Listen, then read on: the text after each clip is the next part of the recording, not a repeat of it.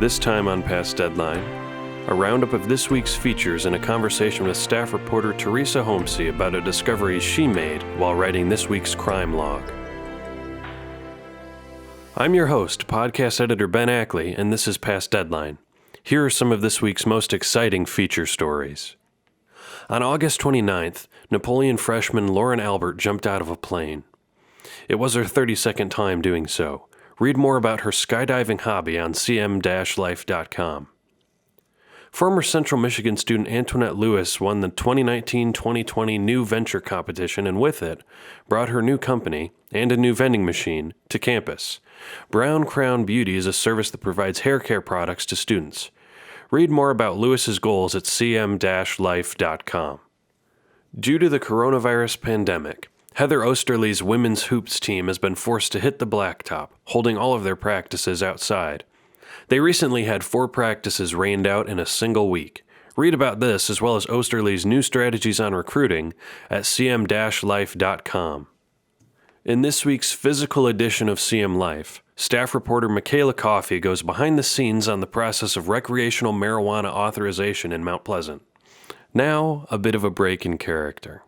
Something that people might not understand about being a reporter is that there are lots of stories that go untold. Lots of times, you're writing one story and you discover another. That second story might go untold, or you might have to find another way to tell it. Past Deadline hasn't been a tool for that as much as I would have liked it to be in the past, but that's what I'm going to try to do this year. Our main segment today is going to be an exercise in attempting just that. Up next, we're going to be talking to staff reporter Teresa Homsi about something really interesting she found out when interviewing for this week's crime log. It's something that couldn't be fully told within the crime log, but we're hoping we can do it justice here on the podcast. With that out of the way, up next we'll be talking to staff reporter Teresa Homsi.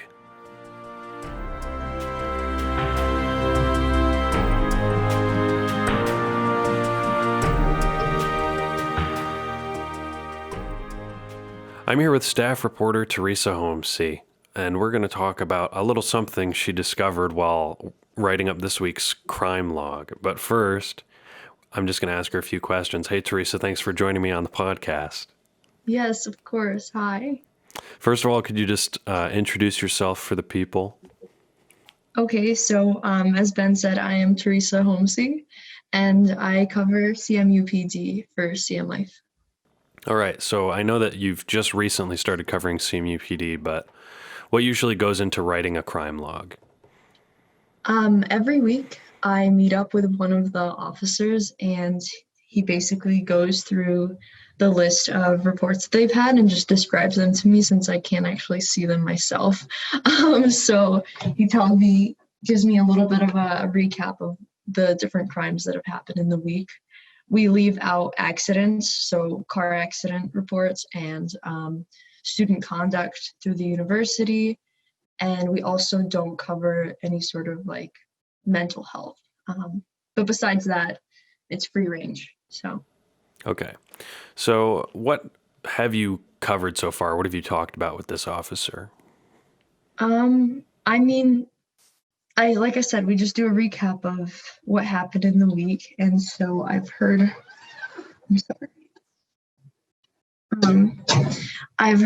a variety of different crimes that happen in a week.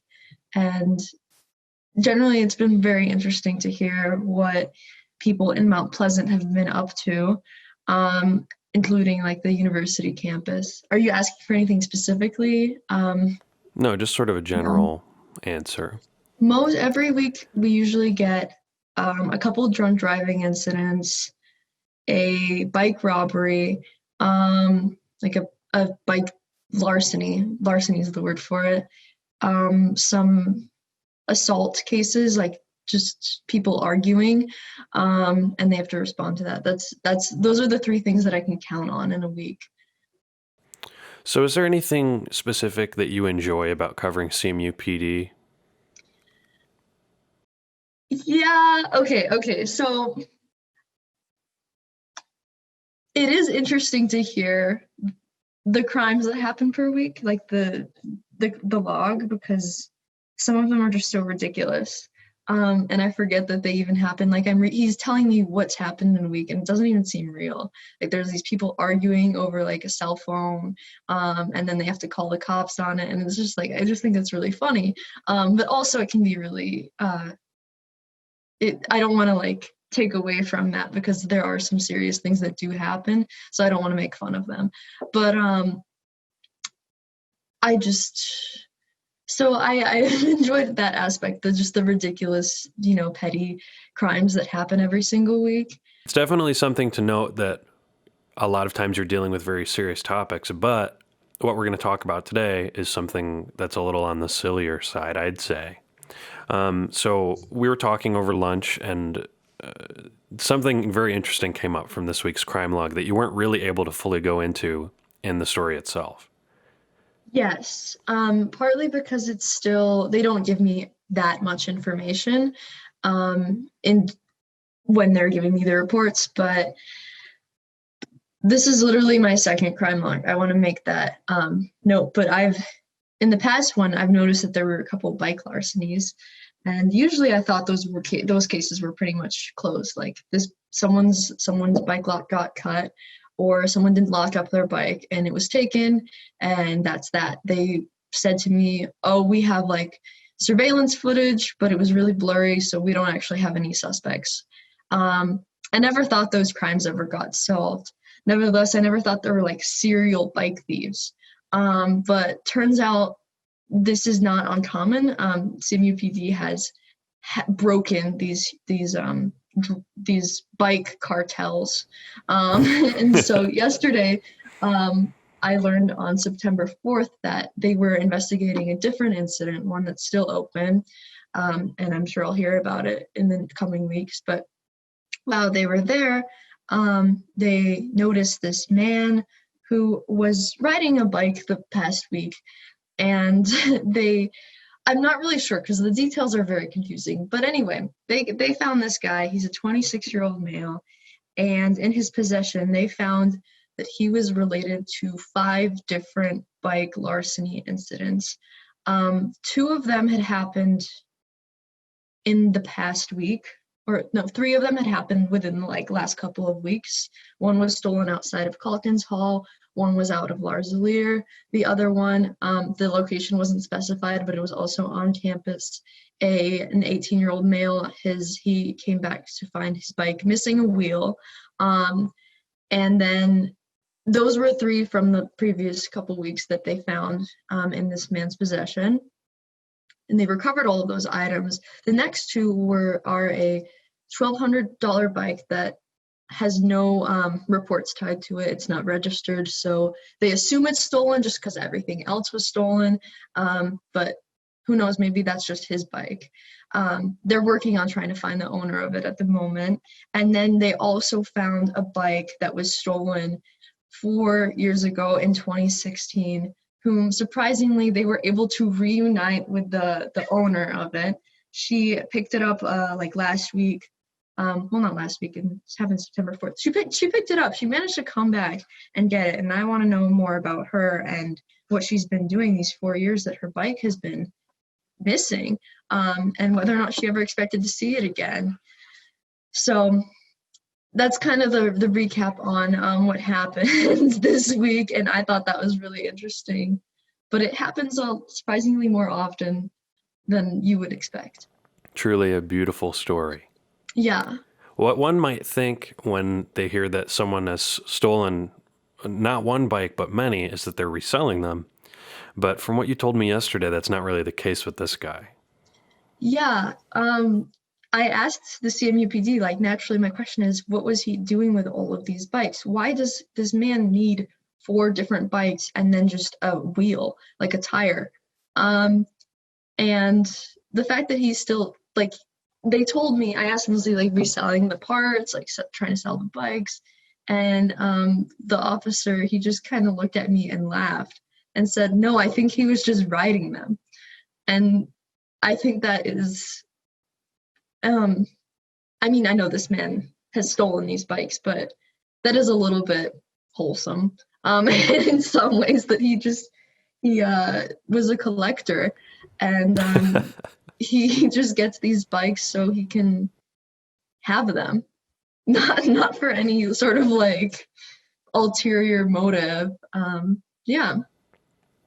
So we've had one happy reuniting of a bike with its long lost owner, or vice versa. But the point of this story is, in part, there is a $1,200 bike out there that is cold and alone, and might be someone's. So if you're listening to this and you had your $1,200 bike stolen out from under you, you should give the CMUPD a call.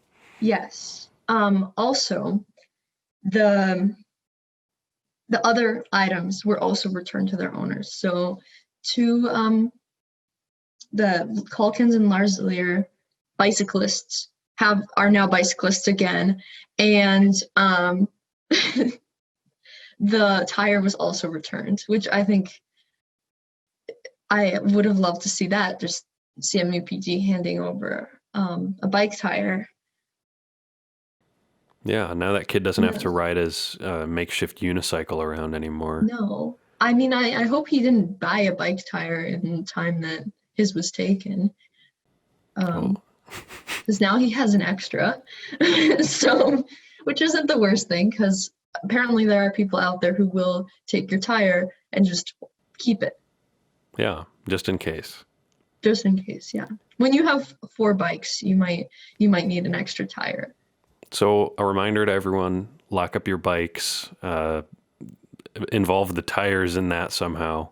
Register your bikes with CMUPD, because if your bike does get stolen and they find it, they will be able to return it to you. No matter how long ago it was stolen, you will get it back if it is found. That's not a guarantee that it will be found, but it is more promising than just never getting your bike back. It's true. It seems like they keep the records for a while, since this woman who got her bike back, I don't even think goes to school here anymore. So, yeah, register your bike, lock your bike up, get the tire involved in there. It's just our little PSA. Yes. That was the lesson that I learned from the crime log of this week. Yeah, there's a lesson in every crime log. So speaking of your beat, I guess, and stories, I just wanted to ask you before we wrapped up, do you have any upcoming stories that you want to talk about?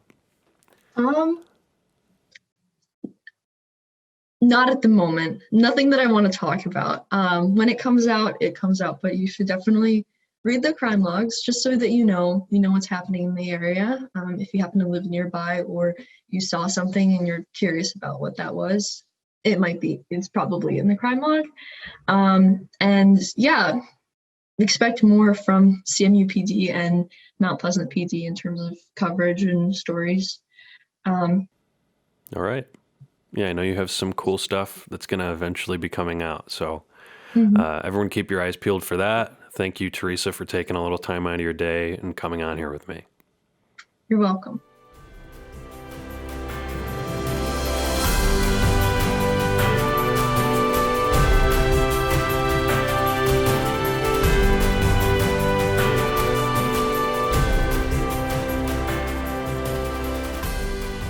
You've been listening to Past Deadline, a production of the CM Life podcast division. Every story referenced in this episode can be found at our website, cm-life.com. To keep up with us, follow us on social media at Central Michigan Life on Instagram, at CM Life on Twitter, or follow the Central Michigan Life Facebook page. I've been your host, podcast editor Ben Ackley, and this has been Past Deadline. Until next week, so long and stay informed.